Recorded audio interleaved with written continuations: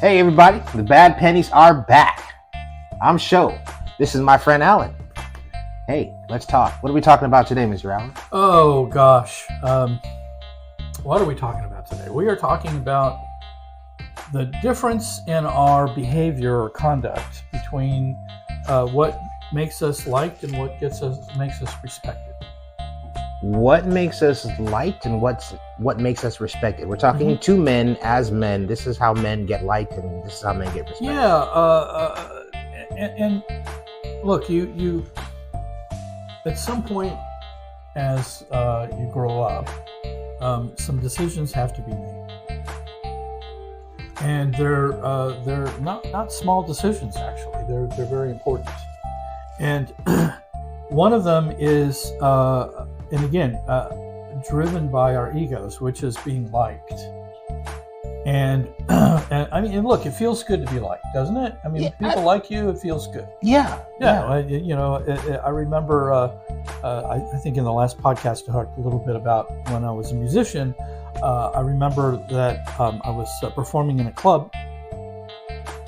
And I got done with, I was a jazz musician, so I had a big solo thing on a tune, and when I was done, everybody jumped up out of their seats and screamed and yelled, and when I came off stage later, everybody was all over me and wanted to talk to me, and it just felt really good. Okay. All right, it felt really good. It was a good night. Let's put it that way. It was a really good night.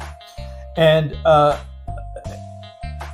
all of the love and the accolades and people liking me. Of course, they don't even know who I am, right? They just like the solo that I played, and so they were responding as human beings do, and it feels really good. It doesn't mean as much as we like to give it value. The kind of value that being liked is actually for men not very high. Traditionally, okay, but it is a decision that you need to make. It's just like when they say nice guys finish last. Well, they finish last because they're just not respected. When you conduct yourself to be liked, you will compromise parts of who you are in order to be liked. And so it's more important to be respected. Well, again, I think so. And most of the men that I've ever worked with feel the same way. Yeah. But it is a decision that you have to make about how you are going to be and conduct yourself as a man in life. Do you want to be a man who's respected, or do you want to be a man who's liked? And look, if you're both, it's just what I call kind of a happy accident that you're liked, because you men who are respected have to follow a certain set of guidelines in order to be respected. And we're going to talk a little bit about what those guidelines look like. Okay. So, but it is not conducting yourself in a way that you're respected doesn't necessarily guarantee that people are going to like you. And and this not only applies at work and the world at large, and it also, and very importantly, applies in marriage. And it's important that your wife or partner respects you. It's more important that they respect you than like you. It's better for the relationship for them to respect you than like you. Because if they like you, they may not respect you, and the marriage or relationship is at that point fully undermined. You really can't have love and trust without respect.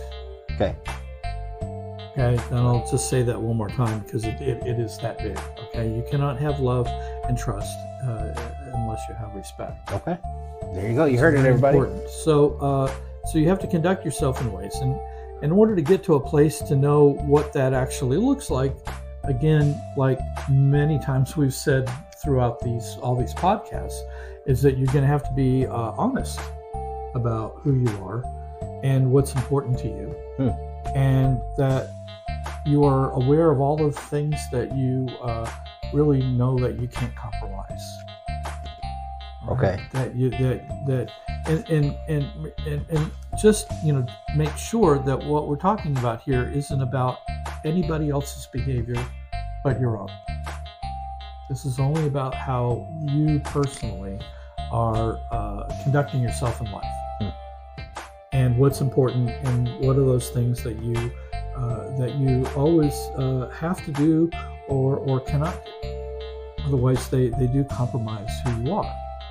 So let's talk about some of those things. Okay. And look, there's no way we're going to get to all of the kinds of things that would get you respected, but we're going to talk about a few of the top ones. Okay. On the list, right? All right. So integrity. Integrity gets you respected. But it does not necessarily get you liked. All right. And when we say integrity, do you know what we're talking about? Do you know what that means? I definitely know. But for the people at home, we will say that it's and we do have our fancy schmancy a tablet here with the dictionary for men. But go ahead while I'm looking this up. Why don't you tell us what you think it is? The practical definition is that you're doing the right thing, whether or not someone sees you doing the right thing. Okay. What else? Is there anything else to that? It's about being honest. It's about that's my definition of integrity. Okay, good. Well, you pretty much hit it on the head. So here's what the dictionary for men says: is that it's a noun, and the first definition is the quality of being honest and having strong moral principles. Okay. The second definition is moral uprightness. And the third definition is a person's high artistic standards or standards of doing their job as related to their determination not to lower those standards. It's a lot of words, but yeah. Yeah. Well, you're yes, that you've set certain standards for whatever it is. And you don't compromise. Yeah. You will not lower them even when others around you may want you to. Yeah. Or when it's hard. Right. And when I say hard, go see our hard podcast. Oh, yeah. All right. So which is the one before this one. A firm adherence to a code of especially moral or artistic values. And the fifth one is incorruptibility or soundness. Yeah. So integrity is based mostly on principles and standards. Mm-hmm. And your unwillingness to compromise them. So in order to have integrity, you've got to know what your principles are, what your standards are, that you can't compromise. Right. All right? Okay. And that you hold them consistently.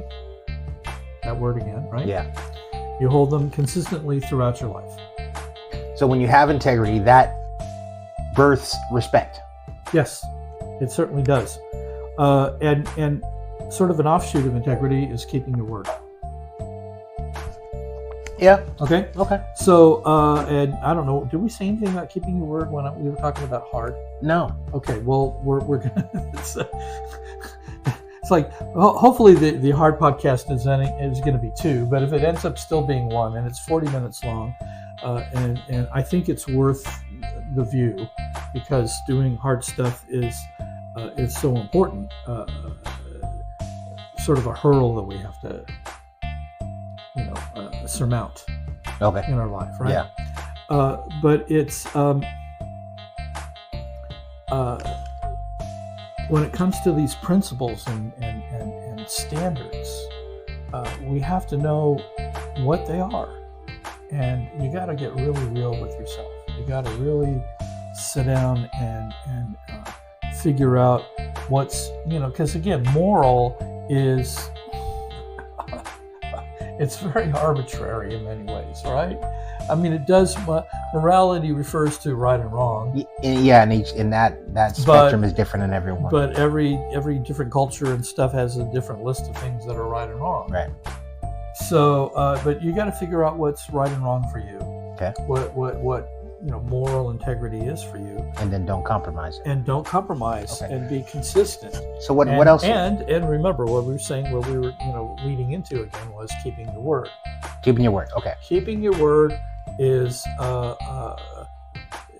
something. Well, let's just back up just a little bit.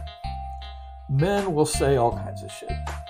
Mm-hmm. All right, that's just the truth. We say all kinds of shit, and traditionally we've gotten in a habit of just saying stuff to get people off our back, whether it's your wife or your boss or a coworker or a client. You'll just say what you gotta say to get out from under it, and to get them off your back. Okay. So you will give your word to something that you have no intention of keeping, just so that you can relieve the pressure or the uncomfortability in the moment.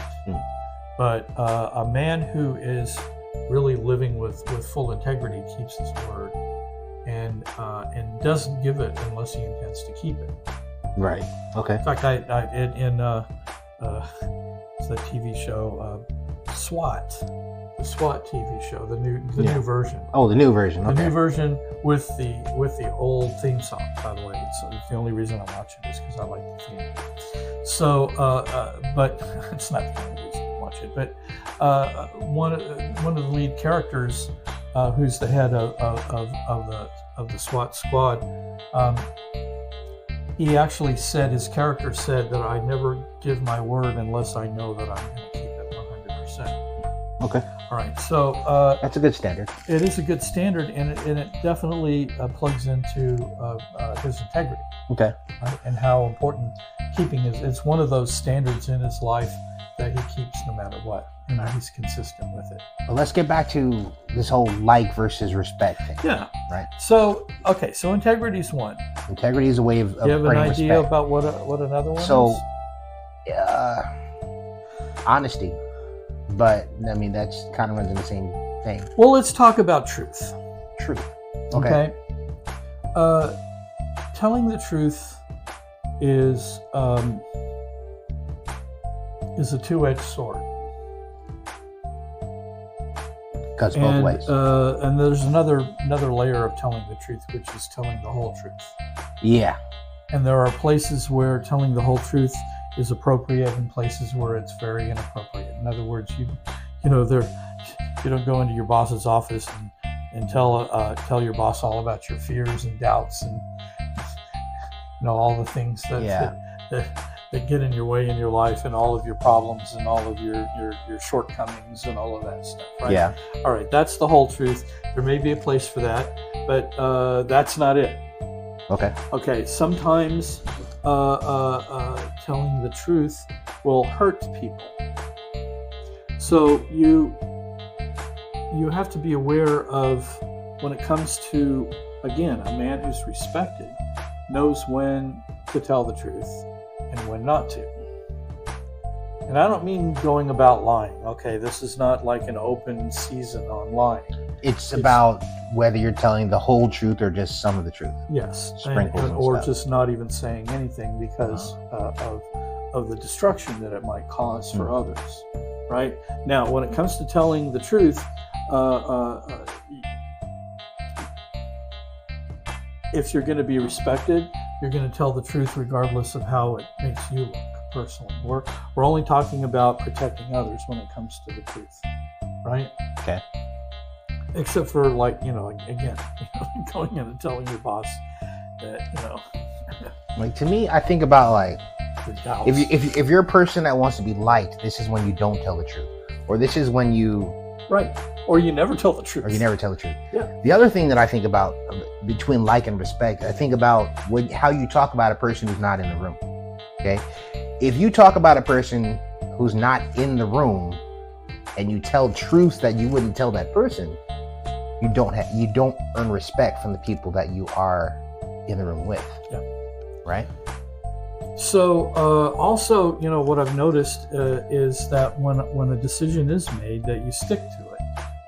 Yeah. And that's an important part of respect. And I've come up, against that recently because I made a decision about something, and I told a number of the factions that were involved in that decision that my answer was no. Mm-hmm.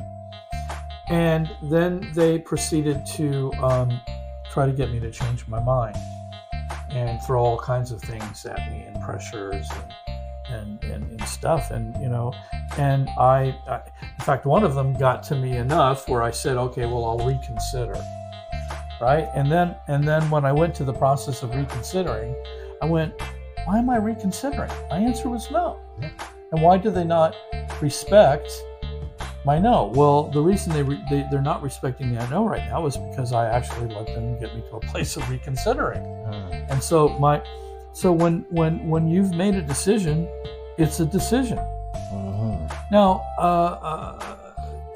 there may be a time down the road where the situation's different, and then you'll make a different decision, right? It may not be the right decision. Sometimes, decisions are not the right ones, and then again, being respected is directly related to how you embrace a mistake. Okay. Okay. Humility. Humility is a way to be respected. It is. Is not a sign of weakness. No, it's not a sign of weakness. It's not. Humility is very strong, actually. It is very strong. Okay, I can see that then. Okay, so fair enough. Definition of humility. Go for it. The quality or state of being humble. Right. A modest or low view of one's own importance. All right, so I agree with you on the first definition, but not the second. yeah, well, like I said, they're both in the dictionary, so I included them. But I do know that being modest is, I know a lot of geniuses who are also very, very wealthy and successful, and they're also very modest. And I have a lot of respect for that.